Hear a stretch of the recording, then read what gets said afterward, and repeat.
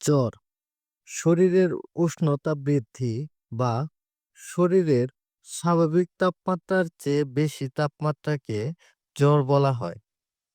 জ্বর সাধারণত শরীরের কোনো অসুস্থতা বা সংক্রমণের লক্ষণ, অর্থাৎ জ্বর কোনো রোগ নয়, রোগের উপসর্গ মাত্র।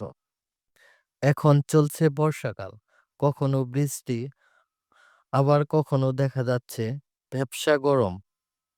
এই সময় আবহাওয়ার পরিবর্তনের কারণে শিশুরা জ্বর, সর্দি, কাশির মতো রোগে ভুগে থাকে। শিশুদের শরীরে রোগ প্রতিরোধ ক্ষমতা কম থাকে, তাই খুব সহজেই বিভিন্ন রোগে আক্রান্ত হয়ে পড়ে। বিশেষ করে ঋতু পরিবর্তনের সময় শিশুরা অসুস্থ বেশি হয়। কপালে হাত দিলেই টের পাওয়া যায় শিশুদের জ্বর আছে কিনা। তবে জ্বর হয়েছে এটা নিশ্চিত হওয়ার জন্য থার্মোমিটার দিয়ে মেপে দেখতে হয়। সাধারণত মুখ ও বগলে তাপমাত্রা মাপা হয়। তাছাড়া কপাল ও কানেও তাপমাত্রা মাপা যায়। জ্বর 100 ডিগ্রি ফারেনহাইটের বেশি হলে কি করব? শিশু বয়সে ওজন হিসাবে প্যারাসিটামল সিরাপ প্রতি কেজিতে 10 থেকে 15 মিলিগ্রাম 4 থেকে 6 ঘন্টা অন্তর অন্তর সেবন করানো যায়। কিন্তু দৈনিক পরিমাণ প্রতি কেজিতে 60 মিলিগ্রামের বেশি যেন না হয়।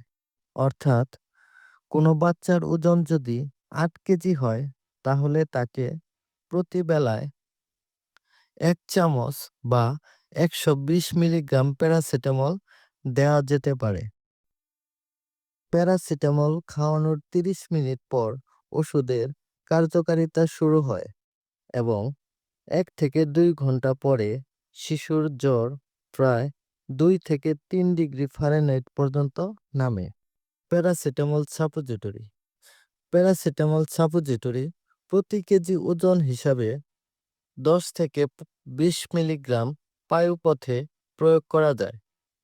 সিরাপ সেবনের তুলনায় বায়ুপথে প্যারাসিটামলের কার্যকারিতা দেরিতে ওষুধ প্রয়োগের প্রায় 60 মিনিট পর শুরু হয়। সিরাপ ব্যবহারের সমান ফল পেতে বায়ুপথের বেশি মাত্রার প্যারাসিটামল 30 মিলিগ্রাম কেজি ওজন হিসেবে দিতে হয়। আর জ্বর যদি বেশি হয়, তাহলে অবশ্যই একজন রেজিস্টার্ড ডাক্তারের পরামর্শ নেবেন। শেষ পর্যন্ত থাকার জন্য সবাইকে অসংখ্য ধন্যবাদ।